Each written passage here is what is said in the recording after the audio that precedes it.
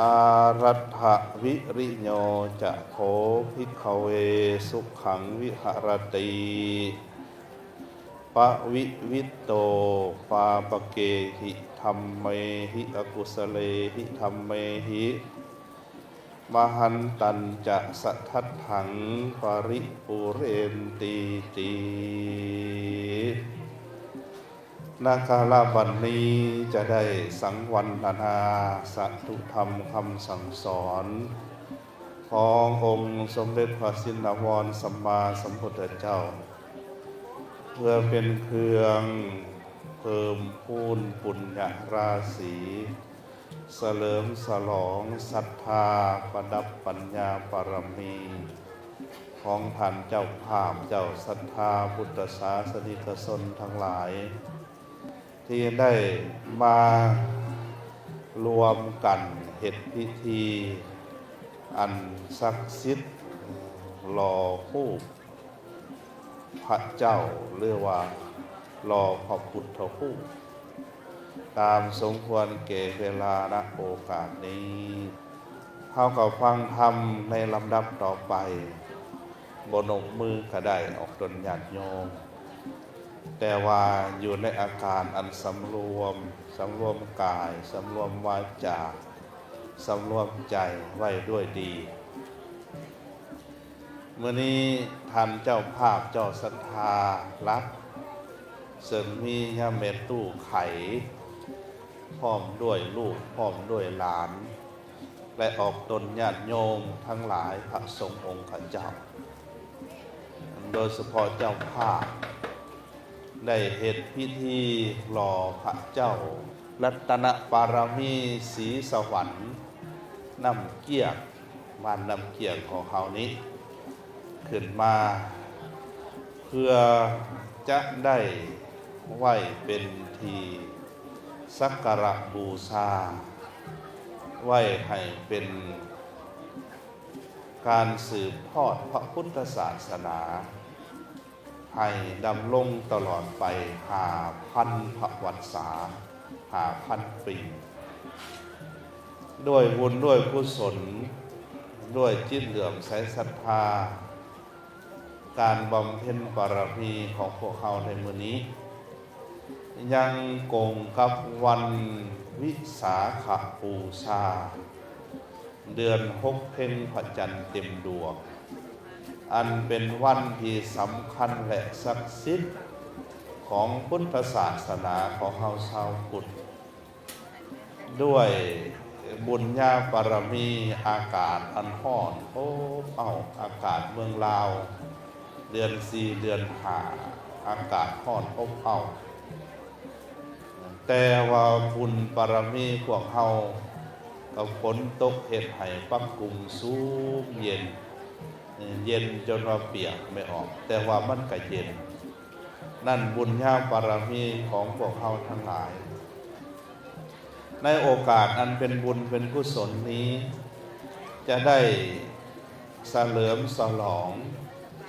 พรรณนาอานิสงส์ของการสร้างพระพุทธรูปการสร้างพระพุทธรูปนี้เป็นสิ่งที่สำคัญของพวกเฮาชาวพุทธบริษัทมาตั้งแต่อดีตการหลายร้อยหลายพันปีที่ผ่านมาเหมือนพวกเฮาได้รู้ตำนานการสร้างพระบางพุทธลาวันการสร้างพระพุทธสีหิงการสร้างพระแทรกคำการสร้างพระแก้วมรกตซึ่งเป็นพระพุทธรูปสำคัญศักดิ์สิทธิ์ของลาวพวกเฮาตั้งแต่อดีตจนฮอดปัจจุบันพระพุทธรูปได้มีบรรพบุรุษบุพการีชนของพวกเฮาได้สร้างเพื่อจะบูชาไว้ในพระพุทธศาสนามาตลอดกาลยาวนานการสร้างพระพุทธรูปนี้จุดประสงค์เพื่อไว้เป็นสักการะบูชาของมวลมนุษย์และเทวดาทั้งหลายการสร้างพระพุทธรูป มีพละอานิสงส์ผู้ใดได้สร้างพระพุทธรูปอยู่หนึ่งองค์จะได้พละอานิสงส์อยู่9 มหากัปของตนญาติโยมผู้ใดมีจิตเหลื่อมใสศรัทธาโยภุคโลอันว่าบุคคลผู้ใดมาสละทรัพย์สมบัติของตนผู้ละเล็กผู้ละน้อยรวมห้อยดวงใจเข้าใส่กันสร้างเป็นพระพุทธรูปบุคคลผู้นั้นจะได้เกิดขึ้นมาแต่ละภพแต่ละชาติจะมีทรัพย์สมบัติ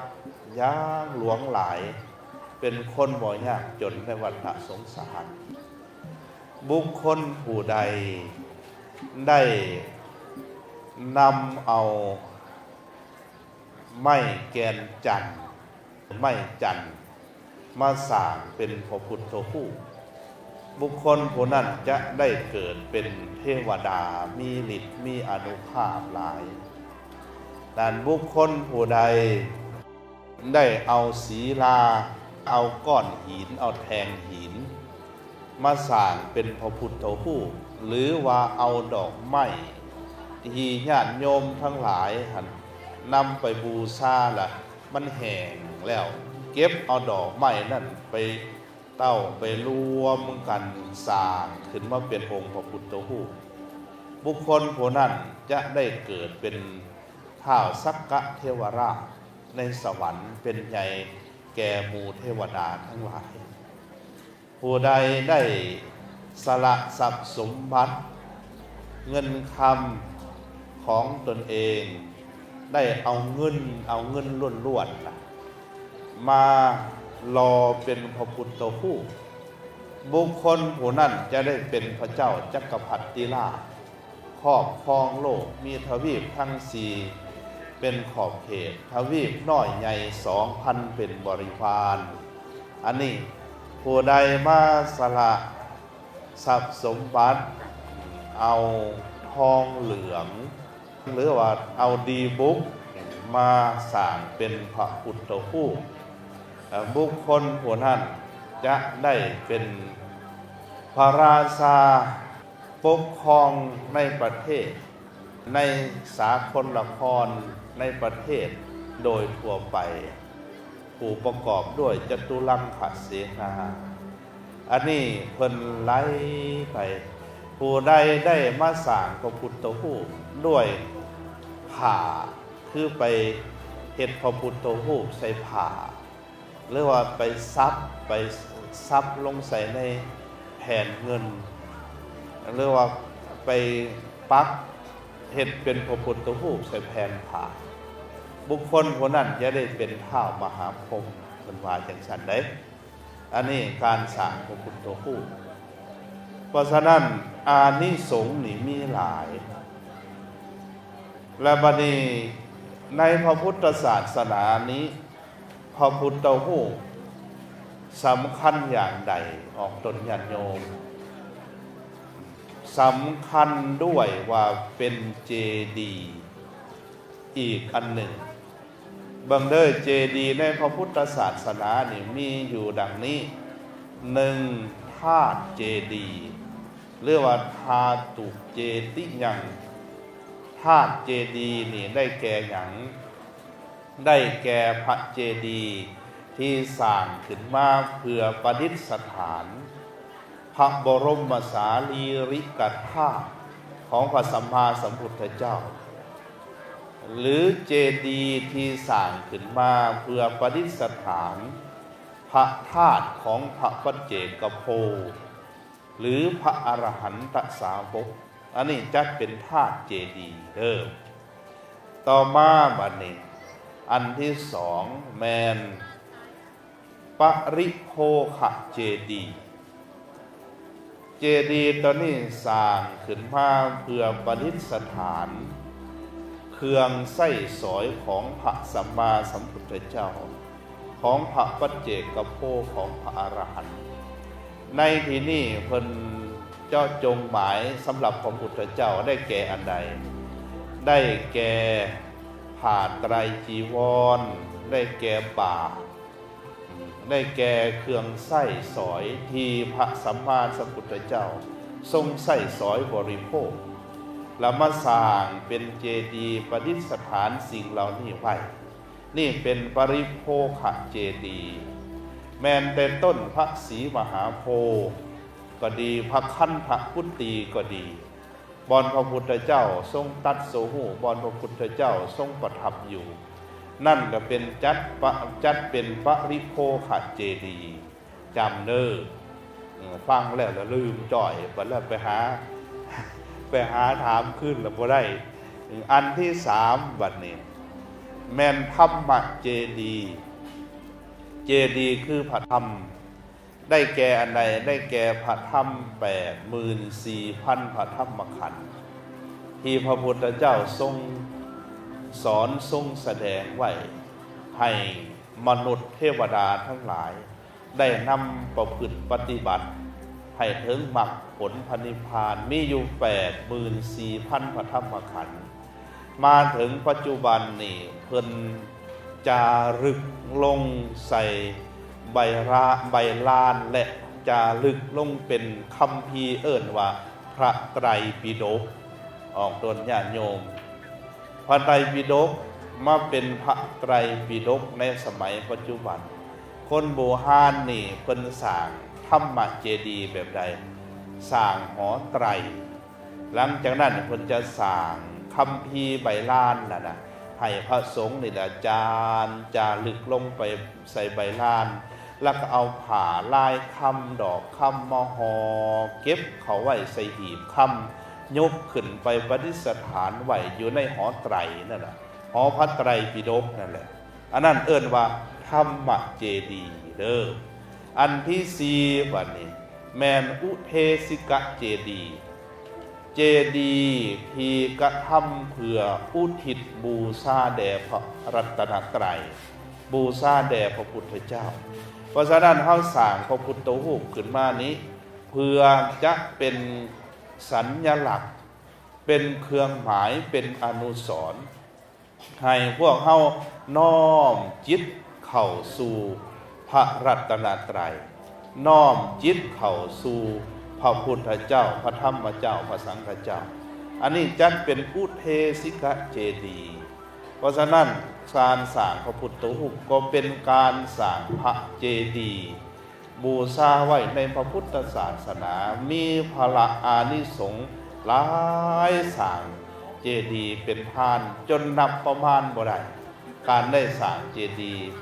จะบรรจุพระธาตุก็ดีพระบรมสารีริกธาตุหรือเครื่องบริโภคของพระอริยเจ้าของพระปัจเจกโภคของพระพุทธเจ้าหรือแมนตั้งแต่สร้างเพื่ออุทิศบูชาแด่พระพุทธเจ้านี่มีพระอานิสงส์ล้วงหลายนับประมาณบ่ได้นั่นใดบูฮานจริงพาเหตุพาธรรมมาปัจจุบันนี่คนเพิ่นเก่งหลาย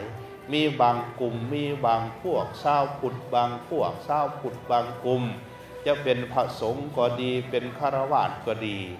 ว่าเพิ่นฮู้ว่าเพิ่นเก่งเกินไปก็โจมตีฮอดการสร้างพระพุทธรูปสร้างไปยังพระพุทธเจ้าบ่สอนเพราะว่ามีอีกได้ท่าน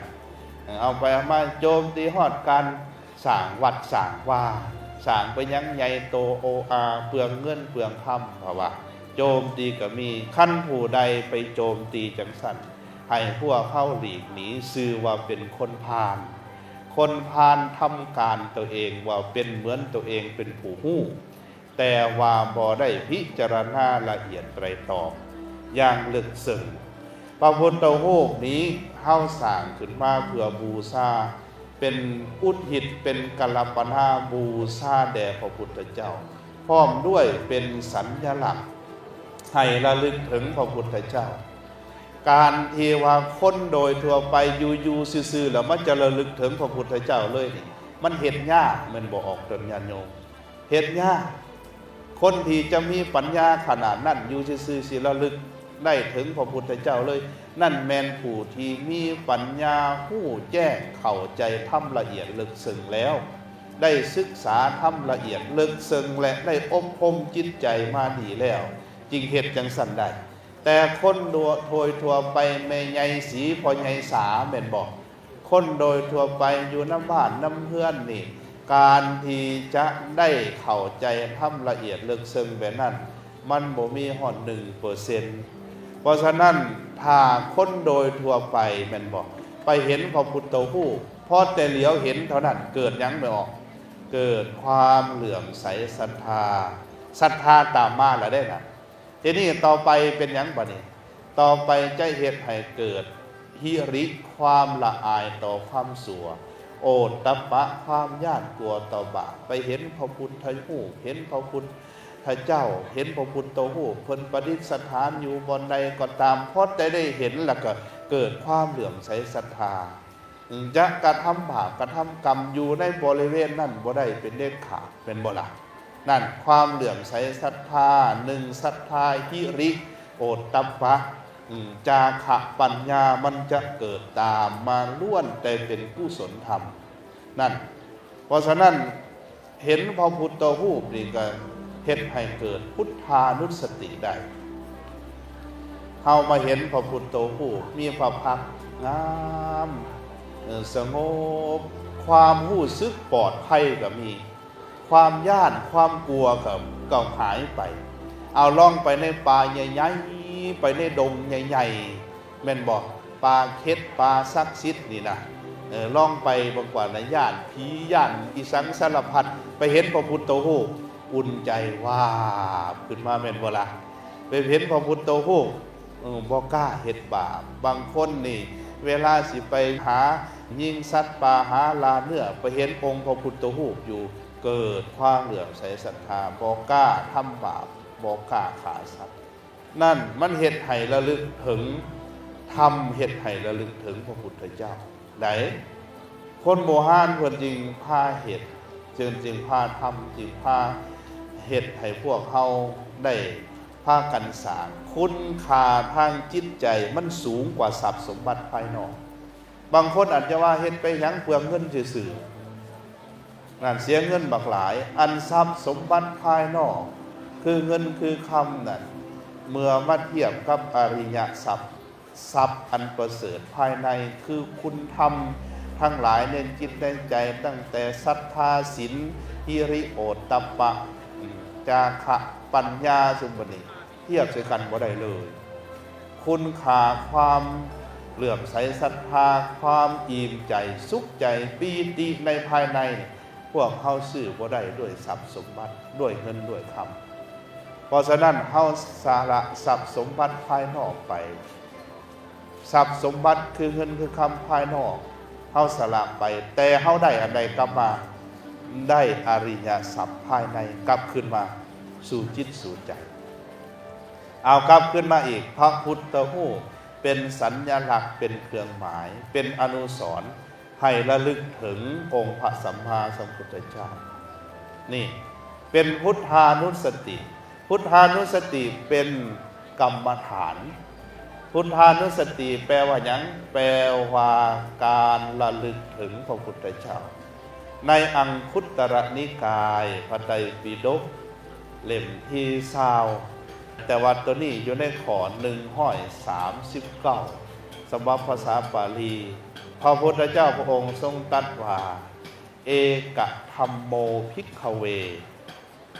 นั่นภาวิโตภคุลีกโตเอกันตะนิพพิทานายะวิราคายะนิโรธายะอุปสัมมายะอภิญญายะสัมโพธายะสังวัตติแปลความว่าดูราภิกขุทั้งหลาย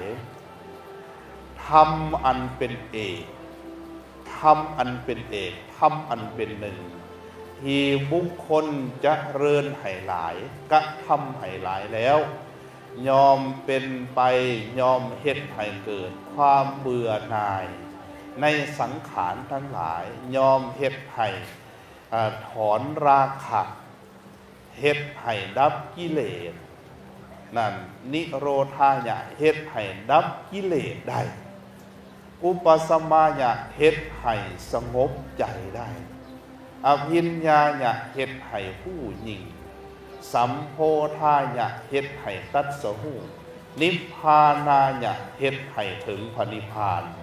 เฮ็ดให้พระนิพพานให้แจ้งได้กะตะโมเอกะธัมโมกะตะโมภิกขเวเอกะธัมโมพุทธานุสติดูลาภิกขุทั้งหลายทำอันเอกทำอันเป็นหนึ่งนั่นคืออันใดคือพุทธานุสติการระลึกถึงพระสัมมาสัมพุทธเจ้านี่เฮาเห็นพระพุทธเจ้านี่เฮาระลึกถึงพระพุทธเจ้าเลยได้บุญแล้วนั่นเป็นกรรมฐานอันหนึ่งเพราะฉะนั้นอย่าสุไปประมาทว่าพระพุทธผู้สร้างไปอย่างบางพวกบางคนมีสมัยปัจจุบันนี่มันบอกพวกลูกหลานที่เขาเจ้าอยู่ในอินเทอร์เน็ตแต่เขาเจ้าจะเห็นอันซุปผู้เฒ่าเฮานี่เห็นบ่เป็นบ่เห็นดอกอันนี้เว้าเพื่อลูกเพื่อหลานพ่อลูกหลานอนุชนคนรุ่นใหม่เกิดขึ้นมาที่นี่การสร้างพระพุทธรูปนี้เฮ็ดให้พวกเฮาได้กรรมฐานคือเฮ็ดให้พวกเฮาได้ระลึกถึงพระพุทธเจ้าเป็นพุทธานุสติธรรมานุสติสังฆานุสติอยู่ในอนุสติ10ประการเป็นอารมณ์การกรรมฐานอันหนึ่งเอิ้นว่าอนุสติ10คือการระลึกถึงนับตั้งแต่ระลึกถึงพระพุทธเจ้าพระธรรมเจ้าพระสังฆเจ้าอันนี้สูงยิ่งกว่าทานยิ่งกว่าศีลนั่นเด้อเพราะฉะนั้นพวกเขาได้สร้างพระพุทธรูปไว้ยิ่งมีพละอานิสงส์หลายเป็นการสืบทอดอายุพระพุทธศาสนาและในโอกาสที่พวกเขาได้กระทำเมื่อนี้กระทำในมื้อเดือน6 เพ็ญวันวิสาขบูชาเอาจะขอเพิ่มเติมเข้าอีกเรื่องวันวิสาขบูชาญาติโยมเฮาเข้าใจปันใดล่ะวันวิสาขบูชาวิสาขบูชาแปลว่าการบูชาในเดือน6 เพ็ญพระจันทร์เต็มดวงอันนี้เป็นการบูชาที่สำคัญที่สุดของพุทธบริษัทชาวพุทธเฮาทั้งหลายมันสำคัญอย่างไรนั่นสำคัญบ่แม่นแต่เพียงแต่เดือน6 เพ็ญเท่านั้นสำคัญด้วยว่าวันนี้เป็นวันที่พระพุทธเจ้าได้ประสูติออกจากพระคันพระมารดาแล้วก็เป็นวันที่พระองค์ทรงตรัสรู้พระสัมมาสัมโพธิญาณและวันที่พระองค์เสด็จดับขันธปรินิพพานเป็นเหตุการณ์อันเดียวกันในมื้อเดียวกันคือเกิดบรรลุและตายจากไปในมื้อ15 ค่ำเดือน6เป็นที่อัศจรรย์ในประวัติศาสตร์โลกของพวกเฮาที่ผ่านมาหลายพันปีมีบุคคลใดในประวัติศาสตร์บุคคลสำคัญของโลกที่เกิดมื้อเดียวบรรลุผลสำเร็จในมื้อเดียวและตายจากไปในมื้อเดียวอันนั้นบ่มีแม่นบ่มีแต่พระสัมมาสัมพุทธเจ้าของพวกเฮาพระสัมมาสัมพุทธเจ้าเกิดมาจากไสเกิดมาจากแม่เกิดมาจากพ่อมีพ่อมีแม่ให้เกิดนั่นบ่แม่นว่าผู้ใดมาดลบันดาลให้เกิดบ่แม่นว่ามีพระเป็นเจ้ามีอำนาจเหนือธรรมชาติมาสร้างมาบันดาลให้เกิดนั่นเกิดมาจากพ่อจากแม่พวกเฮาเด็กเกิดมาจากไสเกิดมาจากพ่อจากแม่บ่มีผู้ใดมาสร้างเฮาเป็นบ่แม่นพ่อแม่เป็นผู้สร้างเฮาพ่อแม่เป็นพระเป็นเจ้าของพวกเฮาพ่อแม่เป็นพรหมของพวกเฮาคนหนึ่งเกิดขึ้นมาจากพ่อจากแม่พ่อแม่เฮาก็เกิดมาจากพ่อจากแม่นั่นต่อพ่อแม่ของพ่อของแม่เฮาก็เกิดมาจากพ่อจากแม่หลังจากนั้นพ่อแม่ให้เกิดลูกเกิดหลานลูกหลานจึงเกิดลูกหลานต่อไปและลูกหลานทั้งหลายนี่พากันสร้างโลกสร้างสังคมสร้างความเจริญเพราะฉะนั้นมนุษย์นี่ละคือผู้ที่ให้กำเนิดมนุษย์และมนุษย์นี่ละจะเป็นผู้สร้างโลกให้เป็นสุขให้ดำรงอยู่ ในทางกลับกันถามมนุษย์ขาดศีลขาดธรรมมนุษย์ก็เป็นผู้ทำลายโลกมนุษย์เป็นทั้งผู้สร้างที่ยิ่งใหญ่และเป็นผู้ทำลายที่ยิ่งใหญ่ด้วยกันเพราะฉะนั้นพระพุทธเจ้านี่เกิดมาจากพ่อจากแม่อันนี้คือวันเกิดพวกเขาก็เหมือนกันต่อมาบัดนี้เมื่อพระองค์ย่างเข้าสู่วัย29 ปีก็ได้ออกไปแสวงหาสัจธรรมอันสูงสุดจนว่าอายุ35 ปีได้บรรลุอนุตตรสัมมาสัมโพธิญาณได้เป็นพระสัมมาสัมพุทธเจ้าคือได้ถึงประโยชน์สูงสุดของพระองค์หลังจากนั้นพระองค์จึงได้ทรงแสดงธรรมเผยแผ่พระธรรมคำสั่งสอนสิ่งที่พระองค์ได้บรรลุสูงสุดแล้วนั้นมาเผยแผ่มาสั่งสอนให้มนุษย์และเทวดาทั้งหลายการได้บรรลุได้เข้าถึงได้ตัดสู้สูงสุดแบบพระองค์สอนอยู่45 ปีพระองค์จึงเสด็จดับขันธปรินิพพานสิ่งที่พระองค์บรรลุนั่นเอิ้นว่าธรรมอันประเสริฐเอิ้นว่าอริยสัจสี่คือความจริงอันประเสริฐที่พระองค์ทรงค้นพบและผู้ใดปฏิบัติตามอริยสัจสี่นี้ก็จะเข้าถึงความจริงอันประเสริฐสูงสุดหลุดพ้นจากความทุกข์และวัฏสงสารและพระองค์ทรงแสดงธรรมอยู่45 ปีจึงเสด็จดับขันธปรินิพพานก่อนที่พระองค์จะเสด็จดับขันธปรินิพพานยังทรงสั่งสอนไว้ครั้งสุดท้ายบอกสอนพุทธบริษัททั้งหลายว่าวยะธัมมาสังขาราอัปปมาเทนะสัมปาเทถะดูลาภิกขุทั้งหลายเฮาขอสอนขอบอกขอเตือนทานทั้งหลายว่าสังขารทั้งหลายคือทุกสิ่งทุกอย่างทุกสิ่งทุกอย่างทั้งหมดนั้นมันมีความเสื่อมไปเป็นธรรมดาคือเกิดขึ้นแล้วตั้งอยู่แตกดับทำลายไปพวกทานจงกระทำประโยชน์ยังประโยชน์ของตนและของผู้อื่นให้ถึงพร้อมด้วยความบ่ประมาทเถิดนี่พระองค์ทรงสอนครั้งสุดท้ายอันนี้ก็หมายความว่าในวันวิสาขบูชาอันเกี่ยวเนื่องกับพระพุทธเจ้าคือความอัศจรรย์ความศักดิ์สิทธิ์ด้วยบุญญาบารมีนั่นเกี่ยวกับพระพุทธเจ้าแต่พวกเราชาวพุทธมีหลักธรรมที่จะต้องมาปฏิบัติมีหลักธรรมที่จะต้องมากระทำในวันวิสาขบูชานั่นเฮากระทำจังใดกระทำด้วยการสักการะบูชาการบูชามี2 ประการ1บูชาด้วยอามิสและแก่บูชาด้วยข้าวตอกดอกไม้เครื่องสักการะบูชาที่เป็นวัตถุต่อมาบูชาด้วยการปฏิบัติตามคำสั่งสอนของพระองค์เอิ้นว่าปฏิบูชาคือการปฏิบัติบูชานั่นที่นี่ชาวพุทธบริษัทที่ดีต้องรู้จักพระพุทธเจ้าพระธรรมเจ้าพระสังฆเจ้าเพราะพระพุทธเจ้าคือพ่อคือแม่ของพวกเราลูกที่ดีคือลูกจังไหนคือลูกต้องรู้จักพ่อรู้จักแม่เวลาครบรอบวันตายของพ่อของแม่หรือวันเกิดของพ่อของแม่ครบรอบวันตายของพ่อของแม่มาพากันทำบุญพากันให้ทานพากันอุทิศบุญอุทิศกุศลหาบางพวกไปสร้างธาตุสร้างเจดีย์ไหว้ก็พากันไป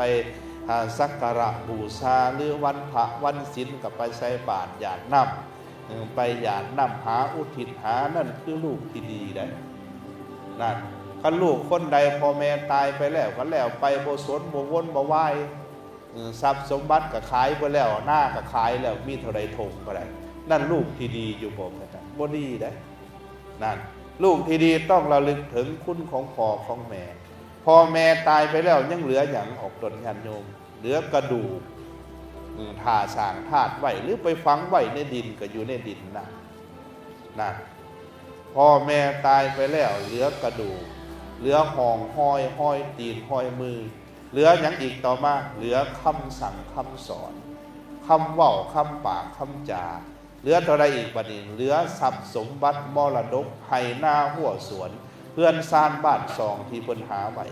อันนั้นคือพ่อแม่ที่เพิ่นจากไปแล้วลูกเฮาผู้อยู่น้ำหลังสืบต่อด้วยความกตัญญูกตเวทีจึงเป็นลูกที่ดีทีนี้ในพุทธศาสนาคือกัน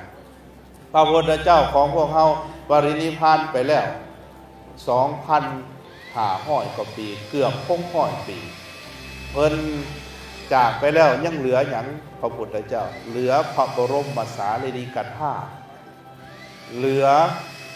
พระธรรมคำสั่งสอน 84,000 พระธรรมขันธ์นี่เป็นทรัพย์มรดกอันประเสริฐสูงสุดที่พระพุทธเจ้าปะไว้ให้พวกเฮาผู้เป็นลูกเป็นหลานที่ใส่สอยทรัพย์สมบัติมรดกคือธรรมเหล่านี้เพื่อจะหลุดพ้นจากความทุกข์ในวัฏสงสารเพราะฉะนั้นเฮาชาวพุทธนี่เมื่อวันวิสาขบูชาคือวันเกิดวันตรัสรู้และวันปรินิพพานขององค์พระสัมมาสัมพุทธเจ้ามาถึงพวกเฮาชาวพุทธควรกระทำจังได๋ควรกระทำสักการะบูชาอันที่หนึ่งด้วยการสักการะบูชาอามิตรได้แก่ดอกไม้ธูปเทียนก็ไปไหว้ไปบูชาสักการะพระพุทธรูปก็ดีพระธาตุเจดีย์ก็ดีภัทธสิมาอาหามวัดวาทั้งหลายนี่เข้าไปสักการะบูชาด้วยการไปทำบุญตักบาตรหยาดน้ำด้วยการไปฟังเทศน์ฟังธรรมนั่นหลังจากนั้นด้วยการปฏิบัติบูชานี่ด้วยการปฏิบัติบูชานี่มีความสำคัญอย่างไรเอาวันเกิดของพระพุทธเจ้าเป็นเครื่องสอนอย่างไหนเฮาสอนความกตัญญูกตเวทีเฮาเกิดมาจากพ่อจากแม่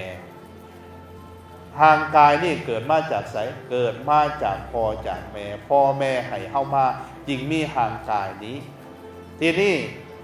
พระพุทธเจ้าก็ให้เฮาเกิดคือกันให้เกิดในอริยชาติอริยชีวิตคือชีวิตอันประเสริฐพ่อแม่ให้ชีวิตคือทางกายเลือดเนื้อเสื้อไขที่เป็นรูปธรรมแต่พระพุทธเจ้าพระธรรมพระสงฆ์พระรัตนตรัยให้พวกเขาเกิดในอริยชาติอริยภพนั่นให้เขาได้เข้าถึงธรรมให้พวกเขาได้ผู้จักธรรมจึงแสดงความกตัญญูกตเวทีถ้าพวกเขาจะผู้พระรัตนตรัยถ้าพวกเขาอยากเข้าใจคุณของพระรัตนตรัยเบื้องต้นต้องผู้จักคุณพ่อคุณแม่ก่อนคนถามคุณพ่อคุณแม่ยังบ่ฮู้อย่าไปเอาว่าจะไปฮู้ไปเข้าใจคุณพระรัตนตรัยเพราะคุณพระรัตนตรัยกว้างขวางคุณของพระพุทธเจ้าพุทโธสุโธกรุณามหันนโวเพียงแต่พระมหากรุณาธิคุณของพระองค์ก็กว้างขวางยิ่งกว่าห่วงมหันนบลูกหลานผู้ที่เข้าใจคุณของพ่อของแม่ซะก่อนว่ามีคุณความดีต่อตัวเองอย่างใดแล้วจึงจะเข้าใจคุณของพระพุทธเจ้าพระธรรมพระสงฆ์ว่ามีคุณความดีต่อตนอย่างไรถ้ายังบ่เข้าใจคุณของพ่อของแม่อย่าสูบไปเอาว่าจะเข้าใจคุณพระรัตนตรัยเพราะฉะนั้นอันที่หนึ่งนี่คือความกตัญญูกตเวทีอันที่สองวันตรัสรู้ได้แก่การบรรลุถึงจุดมุ่งหมายคนเฮาเกิดขึ้นมามีพ่อมีแม่แล้วต้องกตัญญูกตเวทีแม่นบ่จึงเป็นคนดีนั่นเพราะลูกที่ดีคือลูกกตัญญูกตเวทีศิษย์ที่ดีคือลูกศิษย์ที่กตัญญูกตเวทีประชาชนราษฎรเจ้านายที่ดีคือเจ้านายประชาชนราษฎรที่กตัญญูกตเวทีต่อประเทศชาติผืนแผ่นดินนั่นเพราะฉะนั้นเบิ่งความดีของคนเบิ่งที่ความกตัญญูกตเวทีอันที่สองบัดนี้แม่นวันตรัสรู้เกิดขึ้นมาแล้วทุกคน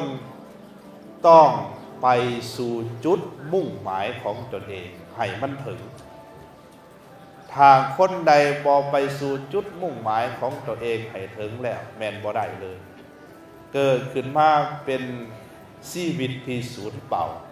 เพราะฉะนั้นจึงได้กล่าวขึ้นให้เบื้องต้นนะว่าอารัตถวิริโยอันที่หนึ่งนี่ว่าจังซี่ทุกขังกุสีโตทุกขังภิกขเวกุสีโตวิหารติเด้อแปลว่าคนเกียจข้านยอมอยู่เป็นทุกข์คนเกียจข้านนี่อยู่เป็นทุกข์เป็นฆราวาสเกียจข้านกับทุกข์แม่นบ่ขยันหามันแสวงหาภาคเพียรพยายามทุกข์แน่นอนอันนี้ไปหาเลาะแต่ขอโชคอยู่บนนั่นเพ่งอยู่บนหันบนนี่แล้วบ่เฮ็ดเวียกบ่เฮ็ดงานจังซั่นบ่มีทางสิว่าสิได้เพิ่มพูนทรัพย์สมบัติคนขยันจะอยู่เป็นสุขเลยคนเกียจข้านเป็นทุกข์ฆราวาสเกียจข้านเป็นทุกข์พระสงฆ์เกียจข้านก็ทุกข์คือกันบ่แม่นแต่ฆราวาสได้ฆราวาสเกียจข้านก็เป็นทุกข์พระสงฆ์เกียจข้านก็เป็นทุกข์เอาต่อมาโวกินโนปาปเกหิอกุสเลหิธัมเมหิทั้งเป็นผู้เกือกกั้วอยู่ด้วยบาปอกุศลธรรมทั้งหลายด้วยคนเกียจข้านในอกุศลธรรมบาปทั้งหลายเกิดขึ้นญาติโยมก็คือกันผู้ใดเกียจข้านมันภาคเพียรกับความถูกบาปทั้งหลายก็เกิดขึ้นมหันตัญจะสะทัดถังปริหาเปติจะเป็นผู้เสื่อมจากประโยชน์อันใหญ่หลวงของตนเองด้วยเอาต่อมาผู้ที่มีความขยันหมั่นเพียรกระทำต่อกันเรื่อยๆจะประสบอยู่เป็นสุขทั้งจะเป็นผู้สงบจากบาปอกุศลธรรมพนวปวิวิตโตปาปเกหิอกุสเลหิธัมเมหิจะสงบจากบาปอกุศลธรรมทั้งหลายด้วยมหันตัญจะสัทธัตถังปริปูเรนติจะเฮ็ดให้สมบูรณ์ด้วยประโยชน์อันใหญ่หลวงของตัวเองด้วยนี่เพราะฉะนั้นเกิดขึ้นมาแล้วต้องแสวงหาผลสำเร็จจุดมุ่งหมายอันสูงสุดของตัวเองก้าวไปให้มันได้มันถึงเหมือนพระสัมมาสัมพุทธเจ้าเอาตัวที่สุดท้ายคือความบ่ประมาทเกิดขึ้นมาแล้วให้เข้าใจให้พิจารณาเห็นว่าชีวิตสังขารทุกสิ่งในโลกนี้บ่เที่ยงแท้แน่นอนดีใจก็ดีเสียใจก็ดีสุขก็ดีทุกข์ก็ดีแม่นบ่หังมีก็ดียากจนก็ดีมียศสูงเพียงฟ้าหรือว่าต่ำเตี้ยเดี่ยดินก็ตามทั้งหมดบ่เที่ยงแท้แน่นอนเกิดขึ้นตั้งอยู่และดับไปจงตั้งอยู่ในความบ่ประมาทคือว่าทุกอย่างมีความเปลี่ยนแปลงบ่แน่นอนเราต้องตั้งอยู่ในความบ่ประมาทบำเพ็ญแต่คุณงามความดีไว้นั่นบำเพ็ญประโยชน์ตนเองประโยชน์ผู้อื่นอันเป็นสุขไว้ให้แก่โลกนี่หลังจากนั้นจริงจากไปอันนี้คือความสำคัญในวันวิสาขบูชาที่พวกเขาได้มารอองค์พระพุทธรูปเจ้าในวันอันสำคัญเมื่อนี้เพราะฉะนั้นอาตมาภาพจึงขออนุโมทนาสาธุการในบุญญาบารมีธรรมของท่านเจ้าภาพเจ้าศรัทธาตลอดถึงพุทธศาสนิกชนได้มารอพระพุทธรูปโดยวันนี้ก็มีคณะสงฆ์ครูบาอาจารย์ญาติท่านใหญ่ศรีทนสยามวงศ์สอนญาติท่านขันทองศรีสว่างพร้อมด้วยครูบาอาจารย์ทุกองค์ขออนุโมทนาสาธุการอวสานธรรมเทศนาก็สมควรแก่เวลาขอยุติไว้เพียงเท่านี้ขออำนวยอวยพรให้ท่านเจ้าภาพออกตนญาติโยมทุกท่านจงประสบพบแต่ความสุขความเจริญไปด้วยโภคทรัพย์สมบัติเจริญไปด้วยอายุสมบัติเจริญไปด้วยปัญญาสมบัติเจริญด้วยธรรมะสมบัติยิ่งขึ้นไปโดยตัวกันทุกท่านเถิด